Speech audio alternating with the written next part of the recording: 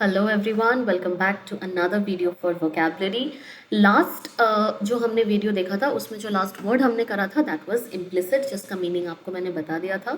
Before you start with the new set of words, जो 10 words आज हम करने वाले हैं, I would request you to please go through the last video. एक बार उसको दोबारा से देख लो, चाहे आप फास्ट फॉरवर्ड करके देख लो, स्किप करके देख लो, 2x पे देख लो, जैसे देखना है देख लो, बट एक बार ज़रूर देख लो सो दैट आप रिवाइज कर पाओ। And after that move on to the new set of words जो हम आज पढ़ने वाले हैं। ठीक है, this is a compulsion, you need to do that so that आपको याद रहे कि हमने लास्ट वीडियो में क्या करा था। This is the only way out जिससे आप रिवाइज कर सकते हो। ठीक है, वरना याद नहीं रहेंगे, भूल जाओगे।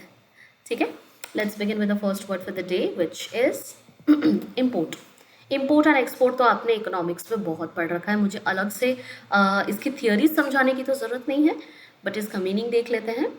सॉरी, दिस इज, ये मीनिंग के बाद में भी एक मीनिंग लिखा हुआ है, just ignore that part. Significance और इम्पोर्टेंस। ठीक है, किसी भी तरह की सिग्निफिकेंस रखना या किसी भी तरह का इम्पोर्टेंस रखना किसी चीज़ के लिए। एक इम्पोर्ट का मतलब जो इम्पोर्ट एक्सपोर्ट वाला जो मैंने आपको बताया वो है, लेकिन इम्पोर्ट का मीनिंग ये भी होता है जो लिखा गया है। किसी भी चीज़ का कॉन्सिक्वेंस, किसी भी चीज़ का सिग्निफिकेंस, अगर मैं आपको पढ़ा रही हूँ उसका क्या सिग्निफिकेंस है, वो क्या इम्पोर्ट कर रहा है, इस तरह से भी यूज़ कर सकते हैं। A matter of great import. ठीक है, synonyms would be purport, moment and consequence. Next word we have is imposter. अब आपको स्पेलिंग देख के लग सकता है कि इम्पोस्टर में ई नहीं आना चाहिए था क्या, TER। बिल्कुल आ सकता है, दोनों स्पेलिंग्स बिल्कुल करेक्ट है। OR भी करेक्ट है, ER भी करेक्ट है, जस्ट लाइक डिफेंस। डिफेंस अगर आप वर्ड देखोगे तो CE भी करेक्ट होता है, SE भी करेक्ट होता है। सिमिलरली इम्पोस्टर में O and E आप कुछ भी लगाइए, it is absolutely correct. Meaning is one who pretends to be what he is not, unmasked as a impostor. ठीक है, फेक पर्सनैलिटी। ठीक है, वो चीज़ वो है नहीं, बस वो दिखा रहा है कि वो है। ठीक है, disguise. Synonyms would be quack, mountebank, charlatan, bogus and fraud. Imprecation. Imprecation का मतलब होता है किसी तरह का कर्स। Hurled imprecations at those who would not listen to him. ठीक है, कर्स करना किसी को। Synonyms would be execration, malediction and anathema. कर्स का ही बेटर वर्ड है ये। इम्प्रेग्नेबल, अगेन समथिंग जिसको आप पेनिट्रेट नहीं कर सकते हो। लास्ट भी हमने एक वर्ड पढ़ा था, प्लीज़ याद करके ज़रूर लिख लीजिएगा, उसी का एक सिनोनिम ये भी हो सकता है। इम्प्रेग्नेबल मतलब जिसको आप प्रेग्नेंट नहीं कर सकते हो। अब प्रेग्नेंट का मतलब मैं सिर्फ बेबीज़ या डिलीवरी की बात नहीं कर रही हूँ, हमारे माइंड में, हमारे सोल में, किसी बात में, किसी वैलर में, किसी कार्य में भी प्रेग्नेट करा जा सकता है। इम्प्रेग्नेबल मीन समथिंग जिसमें आप गो थ्रू, जिसको एंटर नहीं कर सकते। अनकॉन्करेबल, जिससे आप जीत नहीं सकते हो। ठीक है, सिनोनिम वुड बी इनविंसिबल। ठीक है, गाना है ना सिया का, अगर आप लोगों ने सुना होगा, अनस्टॉपेबल, है ना, तो वहीं पे ये वर्ड भी यूज होता है। So the meaning is very much similar, something जिसको आप ब्रीच नहीं कर सकते। Next you have impropriety. Impropriety का मतलब होता है इम्प्रॉपर एक्ट और मैनर। ठीक है, मतलब मैनरिज्म नहीं है, एटिकेट्स लैक कर रहा हो, अच्छा नहीं है कोई चीज़, उसके लिए आप ये वर्ड यूज़ करते हो।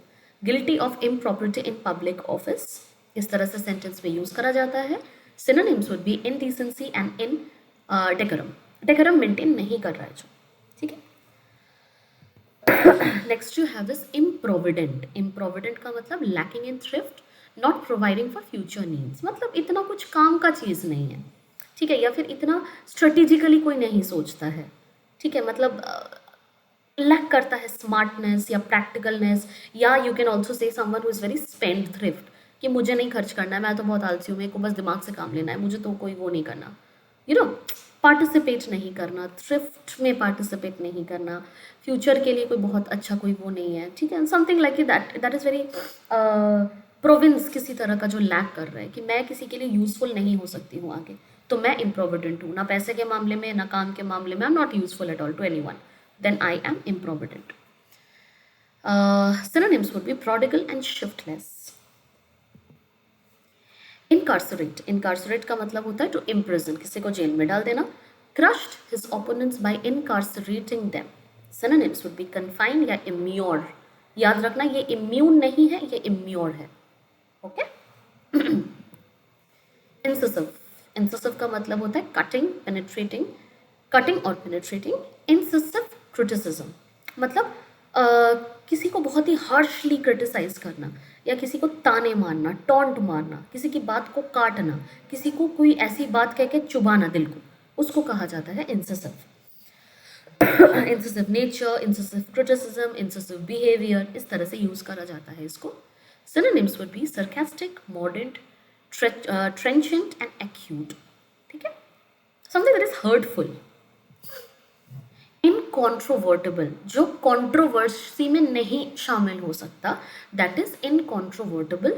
मीनिंग इज इनडिस्प्यूटेबल, कोई भी ऐसा टॉपिक जिस पे कोई कंट्रोवर्सी बनती नहीं है। फॉर एग्जाम्पल आज अगर मैं कहती हूँ कि इंडिया में रेप्स नहीं होने चाहिए, इस बात पे कोई कंट्रोवर्सी हो ही नहीं सकती, because this is utter truth, that is why this is incontrovertible. ठीक है, synonyms would be irrefutable and indubitable।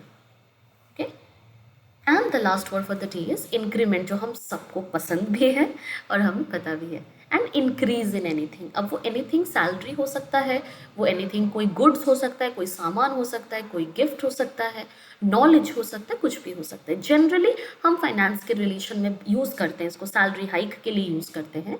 तो इंक्रीमेंट का एक तरह से मीनिंग हो जाता है कि सैलरी में hike. Synonym would be accrual। Okay, and that was the last word for today. इसके बाद हम मूव करेंगे अगले वीडियो पे, जहाँ पे 10 और वर्ड्स हम पढ़ेंगे। तो आज के लिए इतना ही। प्लीज़ दोबारा रिवाइज करिए, टेस्ट दीजिए जो पोर्टल पे है, and that's it. Take care of yourself, please prepare for the boards and also for the entrances. Take care, bye.